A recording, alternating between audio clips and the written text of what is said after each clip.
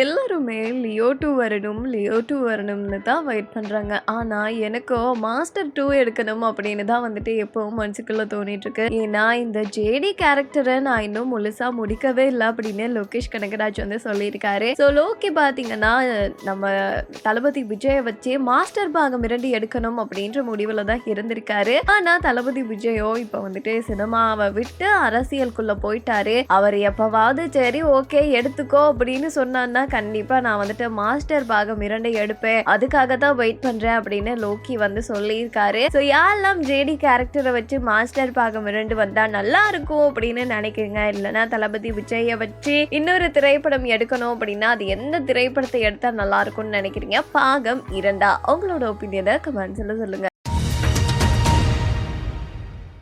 பாக்யராஜ் கண்ணனோட இயக்கத்துல நம்ம ராகவா லாரன்ஸ் அண்ட் அதே மாதிரி நிவின் போல் அண்ட் அதே மாதிரி இன்னொரு பக்கம் மாதவன், பிரியங்கா மோகன் இப்படின்னு பலரோட நடிப்புல உருவாக போற திரைப்படம் பென்ஸ் திரைப்படம். ராகவாவோட திரைப்படங்கள்ல இது ஒரு திரைப்படம் அப்படின்னு சொல்லலாம். இந்த திரைப்படத்தோட ஸ்டோரி வந்துட்டு லோகேஷ் கனகராஜோடது அப்படின்னு சொல்றாங்க. அண்ட் ராகவாவோட அடுத்ததா எல்லாரும் வெயிட் பண்ண திரைப்படம் காஞ்சனா திரைப்படத்துக்காக தான் வெயிட் பண்ணாங்க. காஞ்சனா 5 அப்படின்னு காஞ்சனா 5க்கான கதைகள் எழுதுற பணிகள் முடிஞ்சு ஷூட்டிங் வந்துட்டு ஆரம்பிக்க போறோம் அப்படின்னு ராகவா வந்து அப்டேட் கொடுத்திருந்த நிலையில தான் பென்ஸ் திரைப்படத்தோட ஷூட்டிங்க இப்போ ஆரம்பிச்சிருக்காங்க அப்படின்ற தகவலை வெளியிட்டிருக்காங்க. அண்ட் திரைப்படத்துல பாத்தீங்கன்னா நம்ம மாதவனும் நடிக்கிறாரு அண்ட் நிவின் போல்லாம் நடிக்கிறாங்க. இது என்ன மாதிரி கதைக்களத்தை தழுவி எடுக்க போற திரைப்படம்னு தெரியல, பட் வெயிட் பண்ணி பார்க்கலாம். இந்த திரைப்படம் எப்படி வரப்போகுதுன்னு நினைக்கிறீங்க? அண்ட் ராகவா லாரன்ஸ் பத்தின உங்களோட ஒப்பீனியனை கமெண்ட்ஸ்ல சொல்லுங்க.